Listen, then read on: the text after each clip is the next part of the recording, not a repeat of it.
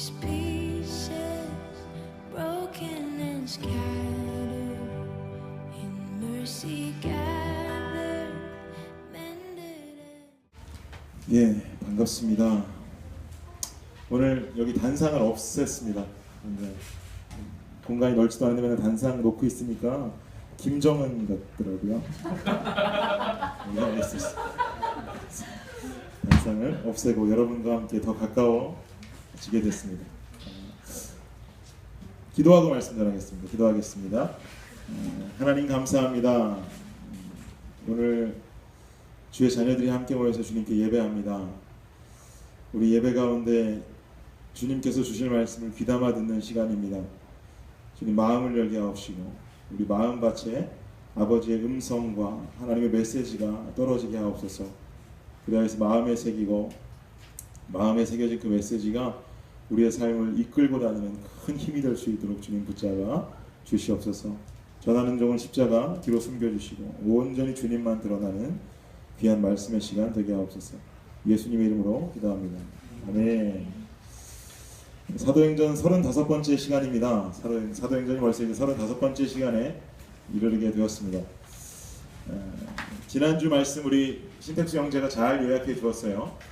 사울과 그리고 바나바가 힘을 합쳐서 안디옥에서 사역을 시작했던 모습 여러분들 잘 기억하실 것입니다.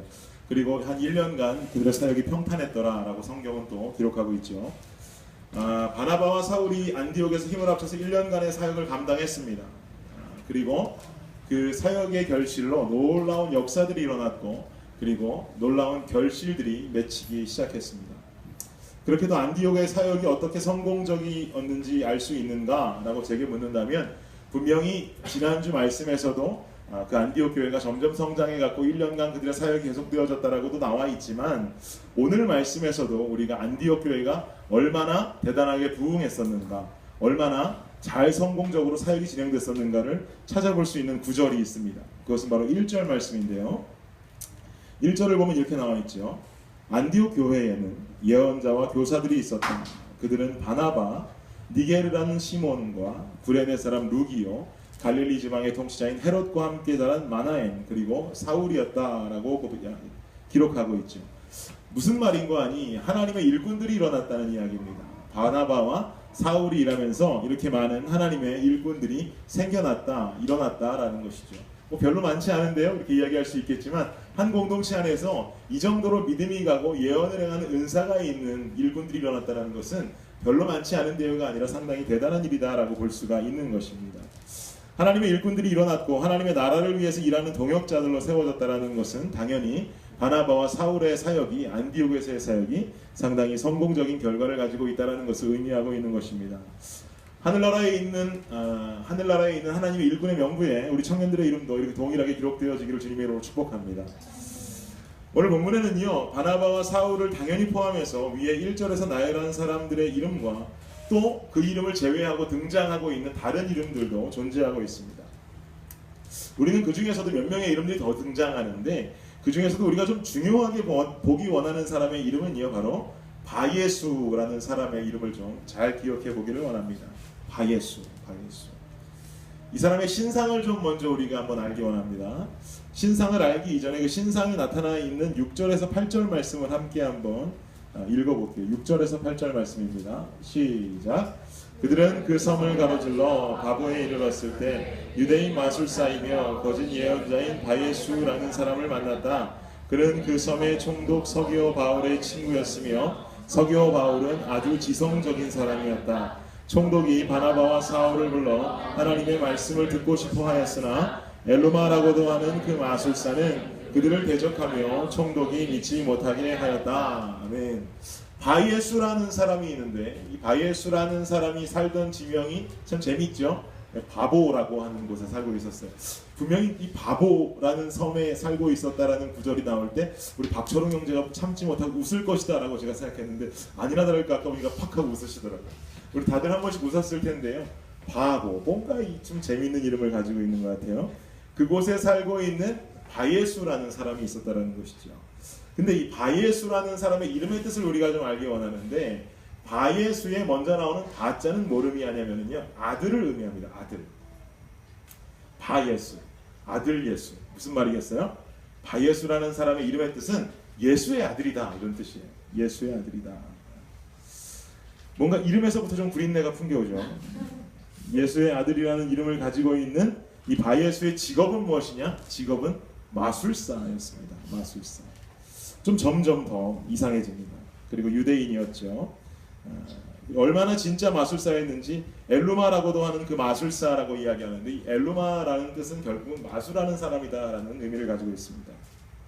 바보라는 섬에 총독, 즉 최고 실세, 최고의 힘을 가지고 있는 그 총독, 바로 이름은 서기오 바울이라고 이야기하지요. 그 바울의 친한 친구였다라고 기록하고 있습니다.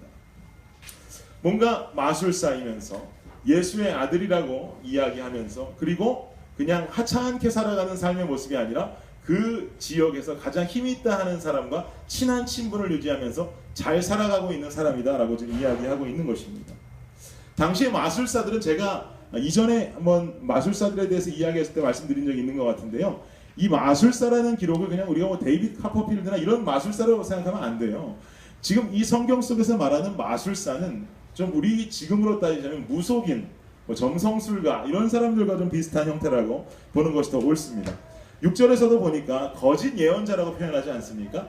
예언을 하긴 하는데 뭔가 잘못된 것을 예언하고, 그리고 하나님께서 주시는 예언이 아니라 거짓된 영들이 주는 예언으로 예언하는 자다라는 것을 지금 이야기하고 있는 거예요. 거짓을 말하고 자신을 예수의 아들이라고 일컫는 이 잘못된 자, 잘못된 인생을 살고 있는 자가 바로 바예수다라고 우리는 이해할 수가 있는 것입니다. 오늘 본문에서 말하고 있는 이 바예수라는 자의 행동의 특징이 있는데, 그 특징은 이것입니다. 총독이면서 그의 친구인 서기오 바울이 복음을 듣기 원했어요. 서기오 바울이라는 사람이 하나님을 알기 원했어요. 하나님의 말씀을 듣기 원했어요. 그런데 이 바예수라는 자가 사울과 바나바로 하여금 복음 전달하는 것을 중간에서 방해하고 있더라는 거예요. 이게 바로 오늘 이 바예수가 하고 있는 잘못된 행동의 특징입니다. 우리는 이 바예수의 잘못된 행실이 적혀있는 6절에서 8절, 그리고 안디옥 교회에서 맺혀진 열매와 결실된 자들이 하나님의 이끄심대로 행했던 좋은 행실이 담겨있는 1절에서 3절의 말씀을 계속 비교해 가면서 오늘 말씀을 풀어가기를 원합니다. 우리 다시 한번 1절에서 3절 말씀을 다시 한번 보도록 하죠. 1절에서 3절 말씀 한 목소리로 읽어볼까요? 시작! 안디옥 교회에는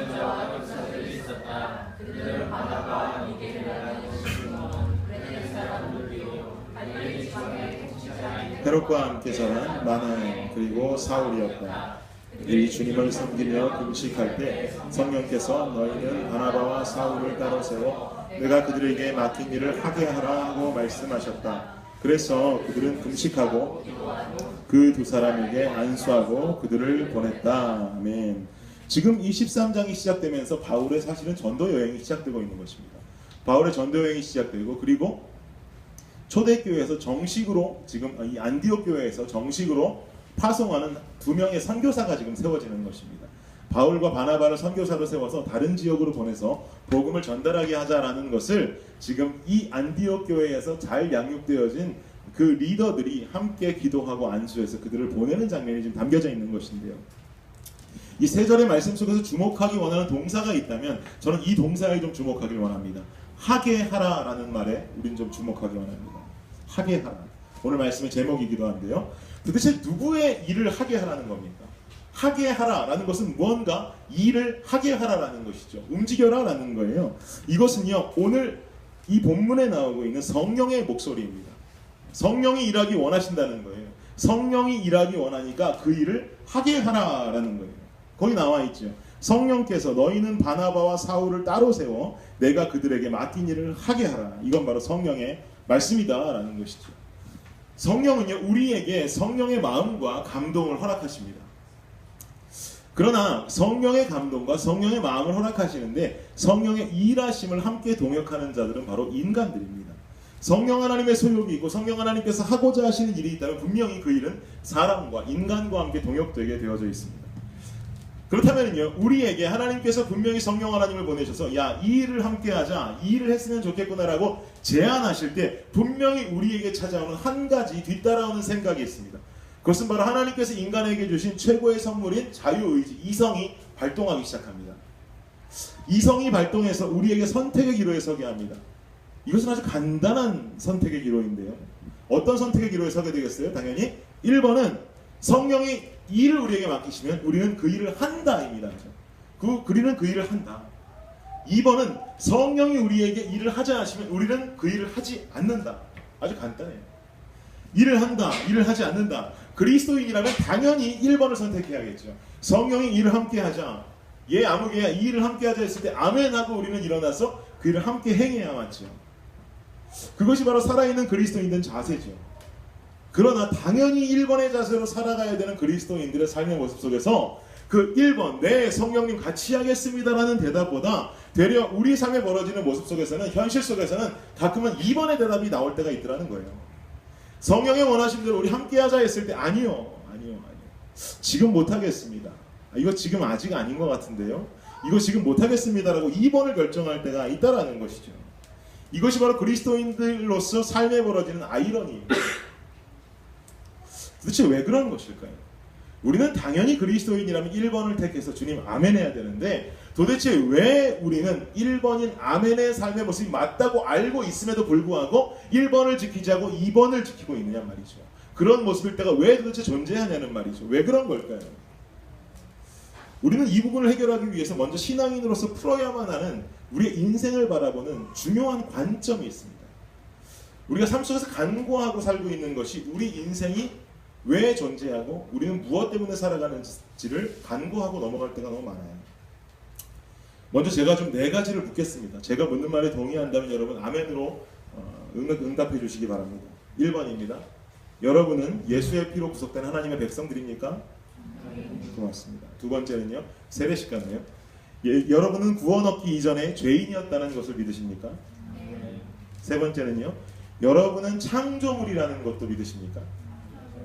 그럼 마지막으로 4번째는 여러분은 창조하신 창조주가 하나님이라는 것도 믿으십니까?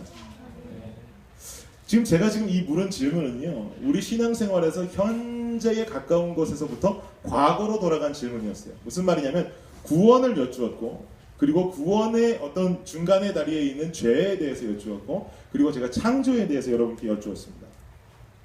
이것들은 모두 하나님과 인간 간의 관계에서 벌어지고 있는 일들입니다. 구원도 하나님께서 이루셨기에 우리에게 주셨기에 우리에게 주어진 하나님의 선물입니다. 그렇기 때문에 우리는 구원받을 수 있는 것입니다. 죄는요. 하나님께서 정하신 기준입니다. 하나님께서 이것 하지 않았으면 좋겠는데 이게 너의 인생에서 없었으면 좋겠는데 하는 그 기준 그것을 어기는 사람들의 삶을 살았기 때문에 우리는 죄인이다라고 이야기하는 것입니다. 우리는 그 기준을 벗어나는 일이 있었기 때문에 우리 안에 죄가 존재한다라고 말한 것이죠. 창조는요. 두말할 나위도 없이 하나님의 일하심입니다. 이 참 재밌는 일인데 하나님 말고는 세상에 어떤 신도 세상을 창조했다는 사람이 없어요. 근데 이 하나님께서 세상을 창조했다는 것을 믿지 않는 이유를 저는 모르겠습니다.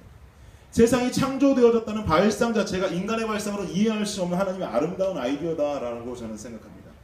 어찌되었든 구원도 주님이 이루신 것이고 죄도 하나님께서 주어주신 룰이고 창조도 하나님께서 이루신 것이라는 것이죠. 그렇다면 이 모든 것이 하나님과 인간이 연결되어진 일인데 중요한 것은 하나님께서는 왜 이 모든 것을 인간과 함께 연결해서 일하시느냐라는 것입니다. 왜 굳이 구원하죠? 생각해 봅시다. 도대체 왜 우리를 구원하셨을까? 왜 굳이 죄의 선을 그으셨을까? 죄라는 어떤 기준이 없다면 구원도 필요 없었을 텐데 왜 굳이 우리를 창조하셨을까? 왜 우리를 만드셨을까? 어떻게 생각하세요? 세상에 하나님 한 분밖에 없으니까 재미없어서 축구도 해야겠고 농구도 해야겠고 하겠는데 애들도 없고 혼자 뭐 하시기 심심하니까 우리 인간을 만든 걸까요, 여러분? 아니에요. 성경에서 말하기를요. 인간을 창조할 때 하나님께서 가지셨던 생각은 그것을 인간들에게도 이 성경 속에서 우리에게 말씀해 주셨는데 뭐라고 말씀하냐면 모든 인간들과 함께 더불어 이 땅에 있는 모든 것을 함께 다스리자라고 분명히 성경에서 창세기 말씀에서 말씀하셨죠. 뭔가 지금 하나님께서 인간들에게 말씀하시길 우리 함께 다스리자, 우리 세상의 만물을 함께 다스리자, 나와 함께 일하자라고 분명하게 제안하셨습니다. 이것은 무슨 말씀이냐면 하나님께서 인간을 지으시고는 세상의 만물을 다스릴 왕의 권한도 함께 우리 다스리자라고 분명하게 말씀하셨다라는 것이죠. 함께 이루자는 거예요. 난 주인이고 넌 백성이야. 그러니까 난 명령하고 넌 노가다 하면 돼. 이런 개념이 아니라는 거죠. 분명히 인간을 만들 때 하나님께서 함께 하자, 함께 일하자, 함께 다스리자라는 정신으로 인간을 만드셨다라는 것입니다. 근데 여기서 한 가지 중요한 것은 아무리 그렇다고 할지라도 세상의 주인은 하나님이다라는 사실이죠. 주인의 권세 안에서 자유롭게 살아가는 것, 그것이 바로 우리가 창조된 분명한 목적입니다. 그리고 하나님께서는 자신을 만드시고 함께 다스리자고 하신 자기 자신을 이 백성들이 찬양하고 믿고 신뢰하기를 원하십니다. 성경에도 나와 있죠. 이 백성은 내가 나를 위하여 지었나니 뭐라고 말씀합니까? 나의 찬송을 부르게 하려 합니다. 하나님께서 우리를 창조하신 목적은 세상 가운데에서 함께 일하고 함께 다스리고 중요한 것은 그 만드신 하나님이라는 존재를 찬양케 하기 위해서 우리를 만드셨다는 거예요. 이게 중요한 우리의 목적이에요. 이래서 우리는 이 땅을 살아가고 있어요. 우리가 이 세상에 존재하는 목적, 하나님을 찬양하기 위해서, 그리고 하나님의 나라를 하나님과 함께 건설하고 하나님과 함께 다스리기 위해서, 이게 바로 우리 존재의 목적입니다. 한마디로 딱 줄이자면 우리 존재의 목적은 하나님이다라는 거예요. 하나님. 우리 존재의 목적은 나 자신이 아니라는 거예요. 김현식이라는 사람의 존재 목적은 김현식이 아니에요. 여러분 오늘 말씀 잘 들으셔야 돼요. 계속 왔다 갔다 하면서 헷갈리실 수도 있어요. 박철웅이라는 사람의 인생의 삶의 목적은 박철웅이 아니라는 거예요. 무슨 말이냐면 지금 인생의 목적과 삶 가운데에서 모든 생각의 기준을 박철웅이 생각할 때 박철웅을 기준으로 생각하면 안 된다는 거예요. 왜냐하면 존재의 목적이 그게 아니니까. 존재의 목적, 우리는 지금 첫 단추부터가 지금 잘못 띄워졌다라는 거예요. 우리 존재 목적은 하나님이라는 사실입니다. 우리 삶에 있어서 분명히 선택의 기로에 선다고 했는데, 성령께서 함께 일하자 했을 때 이 선택의 기로에 선다고 했는데, 간단한 그 기로 다시 한번 생각해 봅시다. 1번 성령의 일을 시키면 일을 한다. 2번 하지 않는다. 우리는 일을 살아야 되지만 그렇지 못하고 가끔은 이로 살아가는 이유가 우리 존재의 목적이 나 자신이라고 생각하기 때문에 그래요. 이게 중요한 겁니다, 여러분. 우리 존재의 목적이 하나님이라면 우리는 늘 우리 삶의 우선순위로 성령의 원함을 찾아내야 돼요. 도대체 무엇이 성령의 원함인가? 무엇이 성령의 소욕인가? 내가 오늘 하루 가운데 주님께서 내게 원하시는 것은 무엇인가? 여러분 귀 기울이고 찾아내야 돼요. 사실은 선택의 기로에 설 문제가 아니라는 거예요. 우리가 먼저 찾고 우리가 구하고 하나님의 뜻대로 원대로 살아가야 되는 것이 우리의 존재 목적이다라는 것이죠. 그러나 우리는 선택의 기로에서 우리의 삶의 목적이 나 자신이라는 잘못된 생각 때문에 지금 이 시점에 내가 해야 할 일이 내가 원하는 나의 일이라는 생각이 있다는 거예요. 주님이 일을 주시는데 성령 하나님께서 같이 일하자고 하시는데 동역하자 하시는데 아니요, 나 아직 그거 할 때가 아니라는 거예요.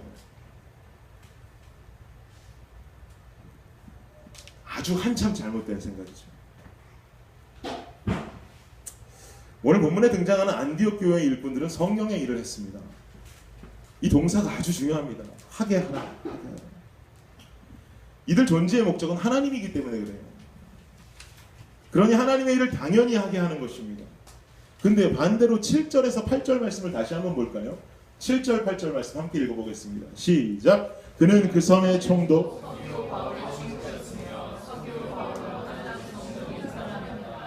총독이 바나바와 사울을 불러 하나님의 말씀을 듣고 싶어 하였으나 엘로마라고도 하는 그 마술사는 그들을 대적하며 총독이 믿지 못하게 하였다. 아멘. 여기서 뽑아낼 동사는요, 저는 바로 마지막에 나오고 있는 믿지 못하게 하였다에 주목하고 싶습니다. 안디옥 교회 일꾼들과는 아주 상반된 행동이 나오고 있지 않습니까? 안디옥 교회 일꾼들은 하게 하라. 그런데 지금 이 바예수라는 사람이 하는 행동의 동사는 믿지 못하게 하였다. 완전히 반대되는 지금 동사가 등장하고 있어요. 왜 그랬을까요? 왜 그랬을까요? 이 바예수는 도대체 왜 성령이 하는 일에 대해서 반대기를 든 걸까요, 여러분? 간단합니다. 저희가 아까 바예수의 신상을 우리가 한번 털어보지 않았습니까? 기억해보면 우리가 알 수 있어요. 바예수는 그 동네에서 바보라는 동네에서 왕성하게 활동하고 있는 무속인이에요. 돈도 벌만큼 벌어요. 그죠? 그 당시에 사람들은 많은 걱정과 고민이 있으면 무속인을 찾아갔다고요. 마술사를 찾아가서 무슨 이야기를 했냐면 내 인생이 어떻게 될까요? 이런 거 지금과 뭐 별반 다를 바 없죠. 우리도 우리도라고 표현하면 안 되겠네요. 많은 예수 믿지 아니하는 사람들은 삶의 목적을 모르겠고 어떻게 살지 모르겠을 때 찾아가는 것이 바로 무속인들 아닙니까? 결혼은 언제 합니까? 뭐 이런 것들 물으면서. 예. 근데 이 시대도 뭐 그렇게 별반 다를 바 없었다라는 것이죠. 아주 활개치고 다녔을 무속인이에요. 그런데 친한 친구가 있는데 그 친구가 바로 서기오 바울이라는 동네 대빵인 거예요. 겁이 나겠어요? 아무런 겁이 없죠. 친구를 믿고 얼마나 많은 일들을 하고 돈을 벌여들였겠습니까? 재물과 명예에 채널이 고정된 사람이에요. 그런데 자기 친한 친구이자 자기가 맨날 믿고 의지하고 살아가는 이 바울이라는 사람이 사울이랑 바나바가 오니까 정신이 횟가닥 돌아가지고 뭐라고 이야기하냐면, 야, 나 하나님 말씀이 좀 궁금하다. 저 사람들 소문 내가 들었는데 나도 좀 저 사람을 만났으면 좋겠다. 바예수라는 사람 마음에 무슨 생각이 들겠어요? 야, 이거 잘하면 내 인생 끝나겠는데. 그런 생각 들지 않겠습니까? 야, 잘하면 내 돈줄 끊기겠는데. 이거 내 친구가 예수 믿으면 이거 어떡하나. 별 생각이 다 드는 것이죠. 방해 공작을 펼칩니다. 뭔가 진리의 힘을 느낀 것이죠. 힘을 느끼지도 못하는데 뭐하러 방해하겠어요. 그래서 바나바와 사울의 행동을 저지하고 방해하기 시작합니다. 여러분, 총독에게 복음을 전하기 원했던 것은 성령의 마음이에요. 그렇죠. 그래서 안디옥에 있는 일꾼들이 바나바와 사울을 파송한 거예요. 배를 타고 바보까지 보낸 거예요. 성령의 일하심입니다. 그 일을 위해서 바울과 바나바가 세워진 거예요. 이들을 막아서고 방해하는 것은요, 바울과 바나바를 막고 있는 것이 아니라 성령을 막고 있는 거예요. 성령을 막고 성령을 방해하는 거예요. 이유가 별거 아닌데, 이유는 바로 자기의 욕심, 재물, 그간 쌓아왔던 이 바예수라는 이 무당의 명예가 무너진다라는 거예요. 그리고 믿고 의지하는 내 친구가 사라질 수도 있다라는 거예요. 이것은 아까 말씀드린 대로 자신의 욕망이고 자신이 삶의 이유가 되는 자의 전형적인 모습입니다. 바예수가 생각하는 건 자기 자신밖에 없는 거예요. 내 인생, 내 명예, 내 돈, 내 친구 어떻게 할 건가 말이죠. 삶의 존재 목적을 분명히 알고 올바른 관점을 가지고 있다면 절대로 성령의 일하심에 반기를 들 수가 없습니다. 우리는 성령의 선하신 마음을 잘 압니다. 인생 속에서 겪는 선택의 기로가 나타날 때 무엇이 하나님의 뜻인지, 무엇이 하나님의 원함인지, 혹은 무엇이 하나님의 뜻이 아닌지 우리 알 수 있어요. 우리 삶의 기로에서 도대체 하나님 뭐가 하나님 뜻입니까? 아무리 기도하지만 사실 우리는 솔직히 알고 있을 때가 참 많아요. 이거 하나님 기뻐하시는 일이지. 순간순간마다 아주 작은 일들과 부딪혀도 이거 하나님이 기뻐하시는 일이지. 그러면서도 우리는 기도해요. 이거 아니길 원하는 마음이 있을 때도 있어요. 아니면 실제로 진짜 모를 때도 있겠죠. 하지만 우리는 하나님의 뜻이 무엇인지 알면서도, 그 원함이 무엇인지 알면서도 우리는 무시할 때가 있어요. 왜? 나의 원함과 나의 자아 때문에. 이건 위험합니다. 여러분, 성령의 원함을 하게 하는 거예요. 막는 것은 절대로 안 돼요. 성령의 명령불복종이 아니라 그건 성령을 막고 있는 거예요. 성령의 일하심을 막는 바예수에게 성령은 바울의 입술을 통해서 이렇게 선포합니다. 뭐라고 말씀합니까? 온갖 거짓과 악이 가득한 마귀의 자식이며 모든 의의 원수야. 주님의 길을 방해하는 짓을 당장 그치지 못하겠느냐. 이제 너는 주님의 벌을 받아 소경이 되어서 얼마 동안 햇빛을 보지 못할 것이다. 그러자 즉시 안개와 어둠이 그를 덮었고 그는 이리저리 더듬으며 이끌어줄 사람을 찾았다라고 성경은 기록하고 있습니다. 사랑하는 청년 여러분, 우리 한번 생각해 봅시다. 여러분은 여러분의 삶 속에서 여러분의 내면에 존재하고 있는 바예수를 만날 때가 있지 않습니까? 여러분의 삶 가운데서 여러분 내면 속에 살고 있는 바예수를 만나는 삶을 살고 있지는 않습니까? 너무 감사한 건 이미 오늘 한번 여러분은 바예수를 만났는데 승리했어요. 뭐냐? 이 토요일 저녁에도 얼마나 내면의 바예수와 싸웠습니까? 교회 갈까? 말까? 주일도 아닌데 뭐하러 가? 청년들끼리 모여서 예배하는 뭐하러 가? 내일 가면 됐지. 이런 바예수와 싸우지 않았어요? 오늘은 날 위한 시간을 주자. 오늘은 좀 나를 좀 선물 주자. 오늘 나를 좀 쉬는 시간을 주자. 나 너무나 일주일 동안 수고했어. 평일날 열심히 살아왔으니까 이 토요일 좀 내게 휴식을 주자. 이거 바예수 아닙니까? 여러분 답을 몰라요? 답 알잖아요. 내일 주일 아닌데 오늘 토요일인데 굳이 교회 갈 필요 있을까? 주님 뭘 기뻐할까요? 너 교회 안 가면 너무 기쁘겠어. 너 오늘 토요일인데 쉬면 안 되겠니? 나 이거 너무너무 기쁠 것 같아. 나 너 쉬었으면 좋겠어. 이거 기뻐할까요, 여러분? 아니잖아요. 우린 정확히 알아요.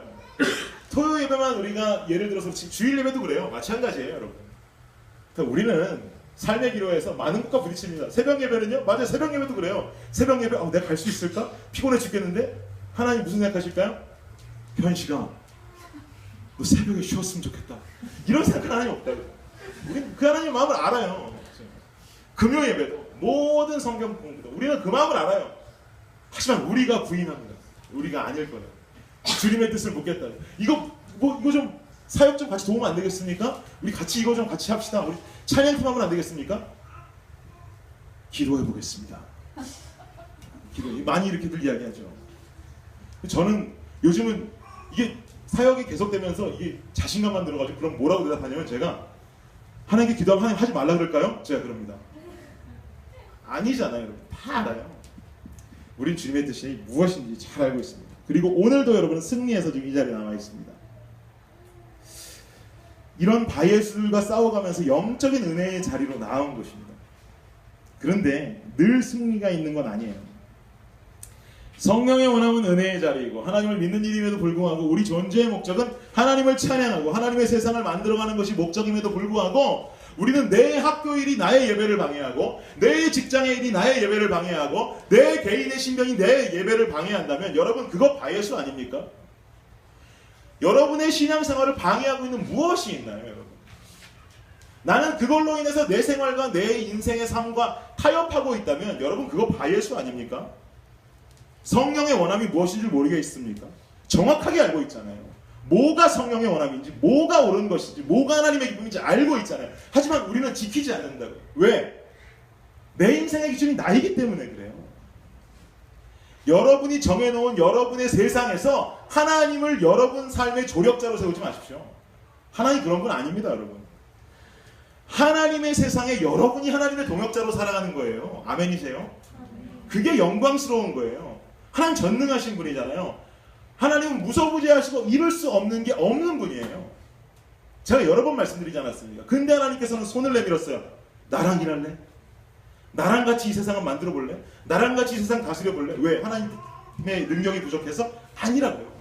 하나님 능력은 전능해요. 다 할 수 있어요. 혼자도 할 수 있어요. 근데 우리에게 손을 내밀어라는 거예요. 이거 진짜 영광스러운 일 아닙니까, 여러분? 우리는 하나님의 세상에서 하나님의 동역자로 사는 거예요.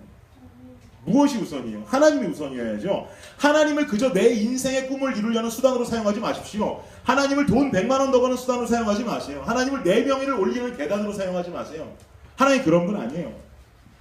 여러분은 여러분의 꿈을 이루기 위한 수단으로 하나님을 사용할지 모르겠으나 중요한 건 뭔지 아십니까? 하나님의 꿈은 바로 우리 자신이라는 거예요. 우리는 우리의 꿈을 이루기 위한 수단으로 하나님을 생각하지만 하나님은 하나님의 꿈이 그냥 그 자체 우리라는 거예요. 우리 자신이라는 거예요. 마음이 팍팍 찔려오지 않아요? 그 꿈들이 성령의 일하심을 맡고 세상의 헛된 것을 쫓아서 성령의 일하심을 맡고 자신의 이름은 혼자 우격다짐을 하고 있다면 얼마나 눈물나게 슬픈 일입니까? 우리 각자 존재 하나님의 꿈인데 하나님을 바라보지 않고 성령의 일하심을 맡고 세상 것을 쫓아가고 있다면 여러분 얼마나 슬픈 일이에요. 여러분은 그렇게 여러분의 삶과 싸우면서 힘들어서 울고 있을지 모르지만 하나님은 당신의 꿈들이 진정한 삶의 이유를 모르고 힘들어하는 그 모습을 보면서 슬피 울고 계신다는 사실이죠. 다시 한번 말씀드려요, 여러분. 우리 삶의 존재의 이유는 우리 자신이 아니에요. 내가 성공하는 거, 내가 돈 많이 버는 거, 내가 좋은 가정 꾸리는 거, 도대체 여러분의 삶의 목적은 뭡니까? 우리 회개해야 됩니다. 저부터 회개해야 돼요. 지금 이렇게 떠들고 있지만 저도 마찬가지예요. 제가 완전해서 전하고 있는 거 아니에요. 큰 소리 뻥뻥 치고 있을 때 그럼 전도사님은 잘 삽니까? 이렇게 물어보면 할 말 없어요. 저도 똑같아요. 여러분 똑같겠죠. 우리 삶의 이유가 하나님이 돼야 돼요. 주님아 이거 하자. 이거 좀 같이 하자. 네 주님. 주님아 이거 좀 같이 다스리자. 네 주님. 주님아 날 찬양해라. 네 주님 감사합니다. 날 창조해 주신 주님, 죽을 수밖에 없는 죄 가운데 빠져있는 날 구원해 주신 주님 감사합니다. 아멘. 내가 그리하겠습니다. 이렇게 살아야 된다는 것이죠. 왜? 우리 존재의 목적은 하나님이니까. 그러면 거지같이 살아도 하나님만 믿으면 되겠네요. 그렇게 사는 사람 하나님이 여러분 거지로 안 만듭니다. 하나님 믿자면 우리 제대로 믿자고 했었죠 지난주. 어떤 순간에도 하나님을 믿고 성령에 일하시며 순응하고 반응하는 자의 삶은 하나님이 세워가세요. 분명한 진리예요. 본인 스스로 힘들게 본인 삶을 세우기 원합니까? 아니면 세상의 주인 되시는 전능하신 그 하나님이 여러분의 삶을 세우기 원하십니까? 여러분 어떤 삶을 원합니까? 하나님이 여러분의 삶을 세우십니다. 하나님이 여러분의 필요를 채우십니다. 걱정하지 마십시오. 왠지 아세요? 여러분은 다 하나님의 꿈이니까. 하나님의 꿈인 자들을 주님이 가만 놔두시겠어요? 나의 꿈이 나만 의지한다? 더 그 사람에게 축복 주고 더 그 사람 사랑하시고 더 주님께서 안아주시겠죠. 그 사람이 나에게 나만 바라보고 있다. 넌 거지처럼 살아라. 이게 어떻게 우리가 믿는 하나님일 수가 있겠어요? 절대 그렇지 않다는 것입니다. 여러분 결론을 내시게요. 여러분은 성령이 원하는 것을 하게 하시겠습니까? 막아서시겠습니까? 안디옥 교인들은 주님의 일을 하게 했습니다. 바예수는 그 일을 막아섰습니다. 무엇을 우선으로 두고 사는 삶을 살아가시겠습니까? 여러분? 우리 교회에 어떤 집사님의 간증을 들은 적이 있어요. 한국에서 일하실 때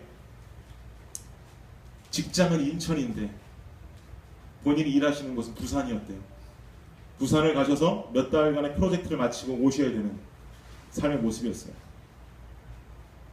가셔서 부산에서도 교회를 찾고 그리고 신앙생활 하시면서 몇 달 잘 살다가 인천 오시면 되잖아요.